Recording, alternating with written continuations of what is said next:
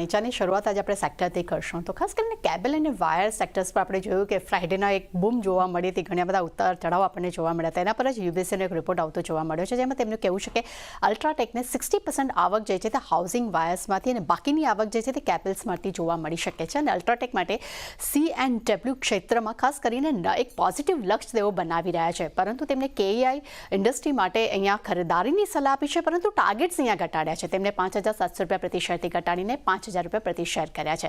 પોલીકેપ માટે પણ તેઓ બાય રેટિંગ્સ આપી રહ્યા છે. અહીંયા તેમને લક્ષ્યાંક ઘટાડી દીધા છે, ₹9,000 પ્રતિ શેરથી ઘટાડીને ₹7,700 પ્રતિ શેર કર્યા છે. ત્યાં CLSA તરફથી અલ્ટ્રાટેક સિમેન્ટનો એક રિપોર્ટ આવતો જોવા મળ્યો છે. અહીંયા તેમને આઉટ પરફોર્મ રેટિંગ આપ્યા છે. લક્ષ્યાંક તેમને ₹12,700 પ્રતિ શેર કર્યા છે.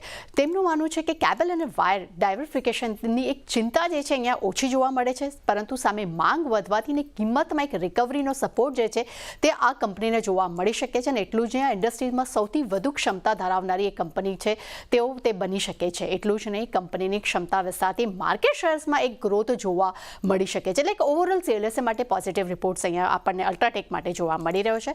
CTA પણ અલ્ટ્રાટેક સિમેન્ટ માટે ખરીદારીની સલાહ આપી છે. તેમનું કહેવું છે કે ભારતમાં સૌથી વધુ ઝડપથી ગતિ સાથે બિઝનેસ અગર સિમેન્ટ બિઝનેસને વિકાસ કરનારી એક પ્રસિદ્ધ કંપની જે છે તે ખાસ કરીને અલ્ટ્રાટેક સિમેન્ટ છે. ત્યાં તેમનું એ પણ કહેવું છે કે ROCE, IRR અને અસેટ સ્ટ્રેન્થ જે છે અહીંયા ઊંચા જોવા મળી રહ્યા છે. અને ખાસ કરીને વાયર્સ પાસેથી લગભગ 60% આવકની તેઓ અપેક્ષા રાખી રહ્યા છે. ત્યાં જ મોર્ગન સ્ટેનલીએ પણ અલ્ટ્રાટેક સિમેન્ટ માટે ઓવરવેટ રેટિંગ આપ્યા છે. લક્ષ્યાંક તેમને ₹13,650 પ્રતિ શેર કર્યા છે. તેમનું માનવું છે કે ગ્રે સિમેન્ટમાં અલ્ટ્રાટેક સિમેન્ટનો મુખ્ય વ્યવસાય છે, પરંતુ સામે બીજી તરફ મેનેજમેન્ટને ખાસ કરીને C&Wથી એકમાત્ર બિલ્ડિંગ પ્રોડક્ટ બિઝનેસ છે તે તેમની સ્ક્રીનની પાસે નજીક જોવા મળી રહ્યો છે. અને અલ્ટ્રાટેક સિમેન્ટ માટે તેમની સ્થિતિ તેઓ ખૂબ જ મજબૂત તેઓ રાખી રહ્યા છે.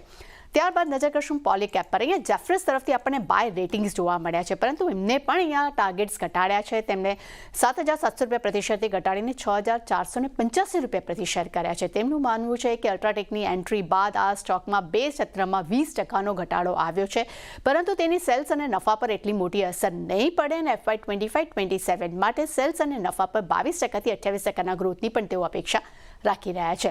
ત્યારબાદ નજર કરશું IGL પર. અહીંયા મોર્ગન સ્ટેનલી તરફથી ઓવરવેટ રેટિંગનો રિપોર્ટ આવતો જોવા મળ્યો છે. લક્ષ્યાંક તેમને ₹670 પ્રતિ શેર કર્યા છે. તેમનું માનવું છે કે કન્સો આવક, એપિટા અને નફો જે છે તે વાર્ષિક ધોરણે ત્યાં ગ્રોથ જોવા મળ્યો છે. સ્ટેન્ડ અલોન એપિટા માર્જિનમાં લગભગ 422 બેસિસ પોઈન્ટનો એક ગ્રોથ જોવા મળ્યો છે. અને ખાસ કરીને કંપનીના LGT અને નેચરલ ડાયમંડ્સ વોલ્યુમ ગ્રોથમાં પણ એક સારો 30%થી 14% ગ્રોથ જોવા મળ્યો છે.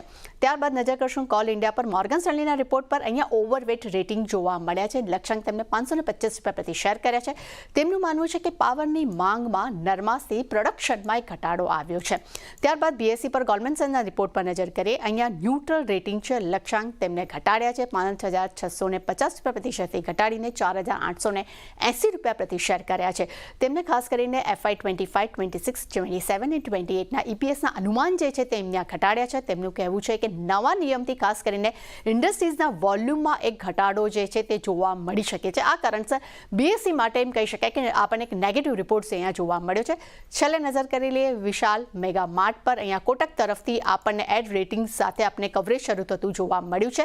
તેમનું કહેવું છે કે FY 25 અને 28માં CAGR રેવન્યુ ગ્રોથ જે છે તે 17% રહેવાની તેઓ અપેક્ષા રાખી રહ્યા છે.